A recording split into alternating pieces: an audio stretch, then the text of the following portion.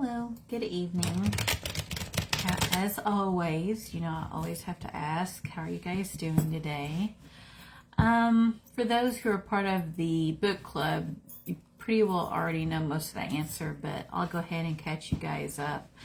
I had all these plans to do deep cleanings in my kitchen and bathrooms, and in addition to painting my living room. And this morning, I got some stuff done as far as errands go, nothing crazy. But then I just wasn't feeling it. And so I went out with my family and I had brunch, came back home, took a good nap, got up, went on my back porch, read my book for a bit. And then Tim and I started painting our living room together, and we've got it done except for the trim. Unfortunately, we had, with how the furniture's all been moved around in our living room, the paint for the trim, I guess, was on the couch, and it got knocked down. It went all over, the floor, right by our front door. And then it went underneath the front door, so we had a heck of a time. Google is a good friend to me, as well as it is to many of you, I'm sure. I quickly Googled what someone would do. And so if it's fresh, wet paint that goes on the floor, you get you a pot with some soapy, warm water.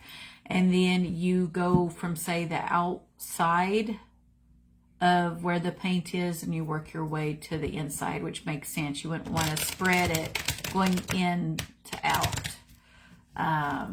So we were able to get that up. But it's a real pretty color. It's Cosmic Green is the name of my living room paint. And then the trim will be in Peacock, which is like a darker green. It's really pretty.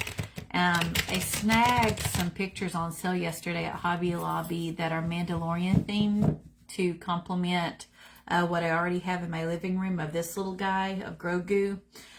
So I'm really looking forward to how that looks. And even though Maddie was highly critical of the paint that we selected, she even begrudgingly was like, yeah, that looks good. So that's kind of where we are today. I think it's just, as far as balance goes, and I touched upon that briefly in the book club, some days it's despite all of our best intentions and our to-do list, we just don't have it in us to want to do it all. And you just figure, well, you prioritize what can you do today that has to get done today. And then, the rest can wait. And I think that's pretty well my outlook, But at least with the winter that'll be coming up, I will have some cheerful rooms to reside in. Because when it's winter, it's all cold, so it's not really the best time to paint. So I'm glad that we're knocking out some of our home renovation type work, while the weather's pretty conducive to that, So I was researching spreads because I feel like I've already covered 3 of the most commonly used ones, which would be the single card pulls, 3 card pulls, and the Celtic Cross, right? Those are your 3 main spreads.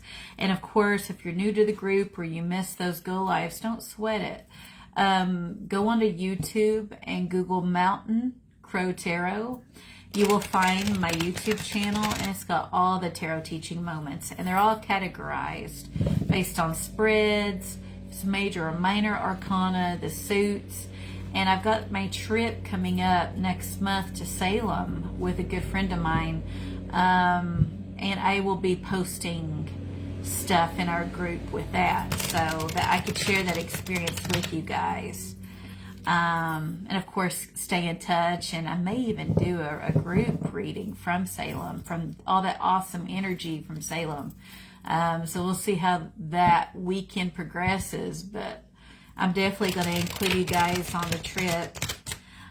Tonight, getting back to what I'm about to go over, I stumbled across a spread which it said it's a good spread to use if the Celtic Cross is a little intimidating. It does reduce the number of cards. So the Celtic Cross has 10 cards, with the horseshoe, we're looking at 7. So there is a 3-card reduction. And it's got a little bit of a different flow to it. So I'm going to go ahead and move the camera downward, and we'll go ahead and we'll do a spread. So bear with me as I move the camera down here. Sorry guys, I think as far as it's going to go, so I'll kind of be cognizant of what you guys can see on my screen here. Put my candle here. So we're going to put a total of 7 cards down. So we've got, I'm kind of looking at the screen here. I've got limited space because all my stuff here. Yeah, my stuff. So I've got 1, 2, 3, 4, 5, 6, 7. So you see what I just did there? I've got a horseshoe going on here. So remember that you guys have like the mirror image of what actually I'm doing. So with where my hand is, that is left. Okay, and we're going to work our way going up. So it is like a horseshoe, which is like a U shape. And then the remainder of our deck here, we'll just go ahead and we'll put here, you know. And I'm now going to go ahead and flip them over. Just like I always say, if you're reading for yourself or other people, you have them choose the deck that resounds with them. As they're shuffling, if that resonates with you, like for me, I have people use my decks because they're working decks. They shuffle, ask them to think about what's been on their mind, anything they need clarity on.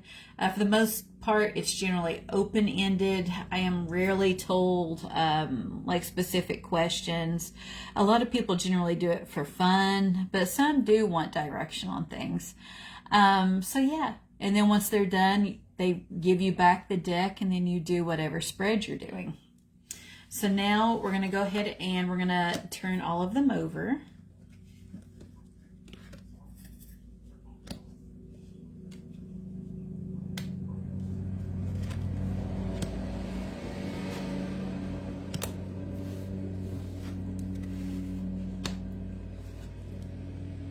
Very cool. And so now we have this. Let's see.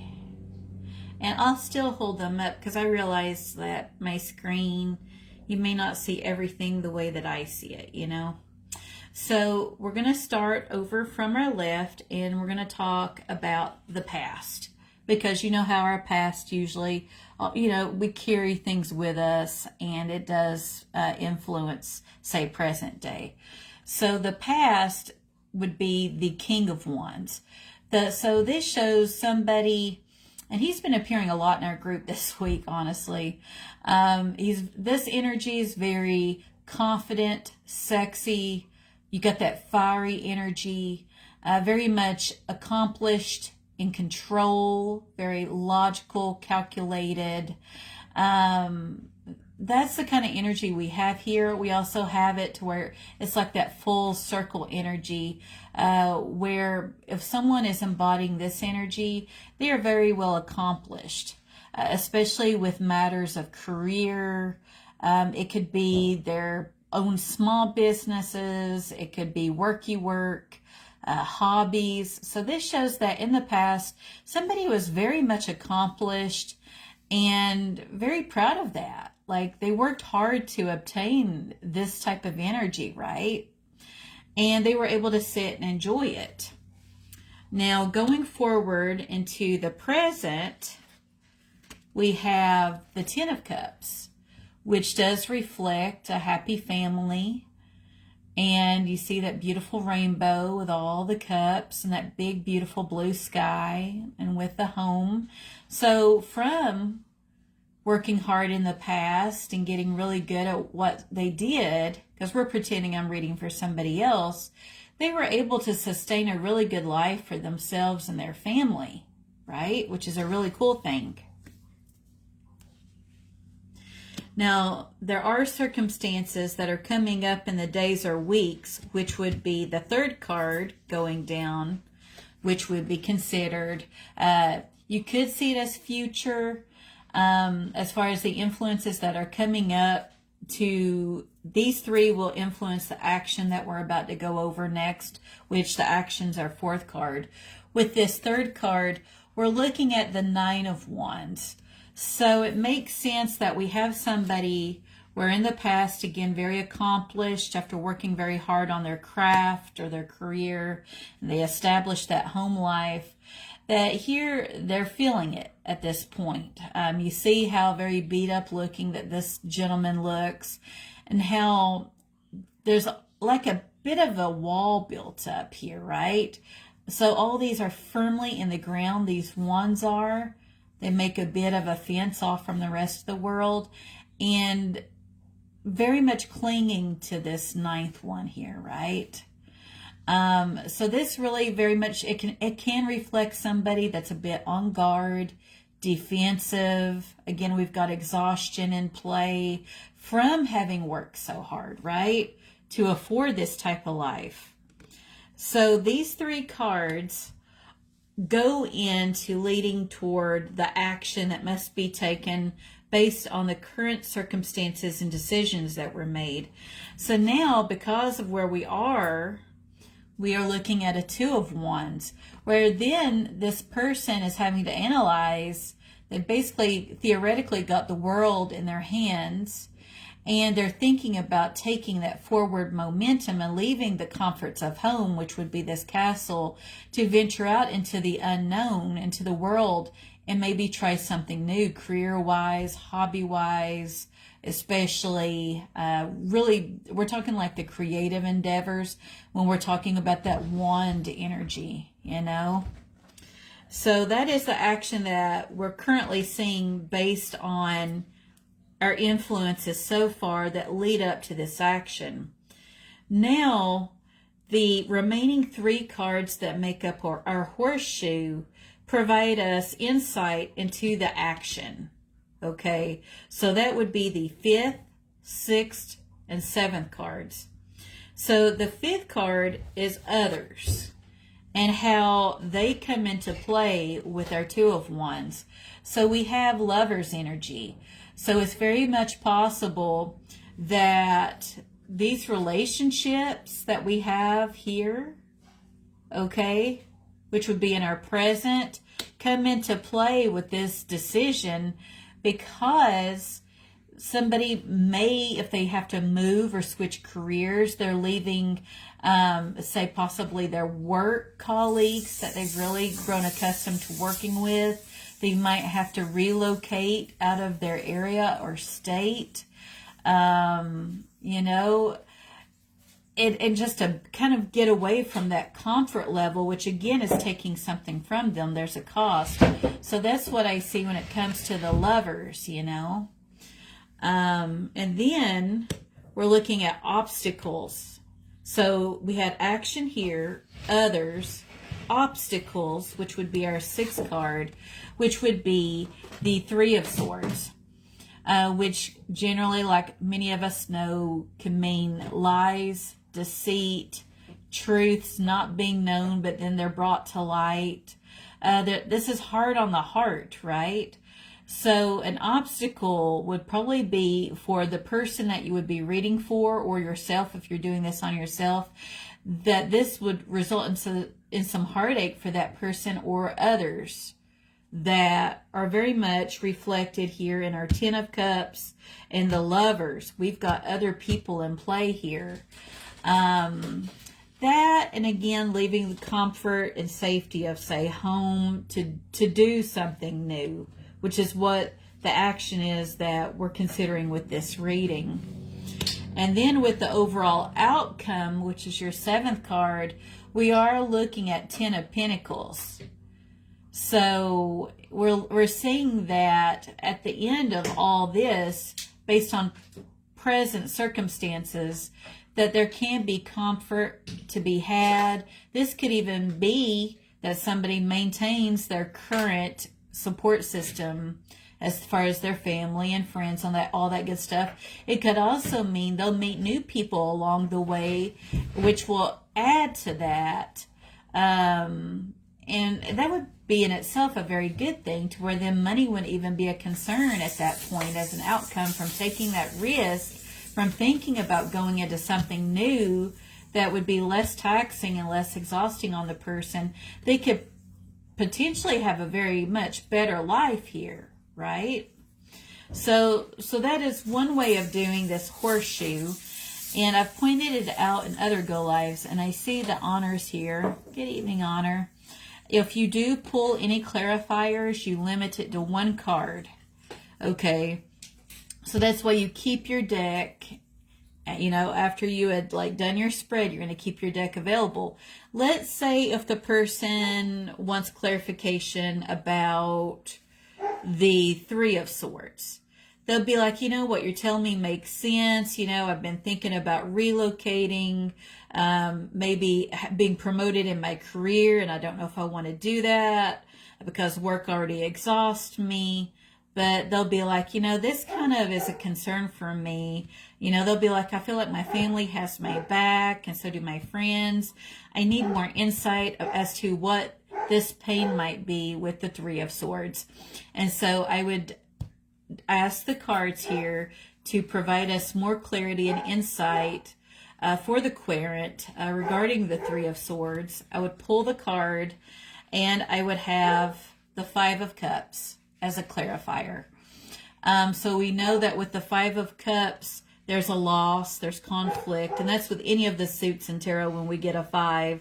And what that shows is, instead of seeing the upright cups with all their potential and possibility, someone is spending too much time grieving what's already lost with the overturned cups, you know. And then we also see home that's in the distance. And then just this figure looks very just sad, you know, to themselves. But we do have a very crisp blue sky. But it's just they're very much turned inward, and there's a grieving, and there's a loss here, and there's an attachment, and trying to let go of that to do something with the remaining 2 cups here, and to, you know, get over this loss. So that could be happening if our querent goes ahead, turns this 2 into a 3, and they take that forward momentum into something new, that during this transition, they will have a grieving period of mourning or loss for the career they had, family and friends that they had, the home life that they gave up to try something new. So it's not like skipping straight forward to say the 10 of Pentacles and all is good. There will be a cost and a sacrifice to reach that 10 of Pentacles. And so at most, like I pointed out, one clarifier for each of these. And then at the end, you always ask somebody, you know, do you have any additional questions or what have you? And then you would take a picture, which people love that when you take a picture of your spread for them. Okay? And that pretty well would wrap up that reading. And again, this is a very much, it's a simpler spread in contrast to the Celtic Cross, which is bigger. So that wraps that up. Like, honestly, I mean, I think it's a pretty useful spread. And so if you ever need more info on it, it is called the Horseshoe Tarot Spread, or spread. And you can find out more info about the structure and all that good stuff. But I like it. I can see how this would be just much more simplified. And there's so much to be gathered from these cards. So that's pretty cool. So thank you, as always, for tuning in. I appreciate you guys immensely, and I hope you have a good night. Good night.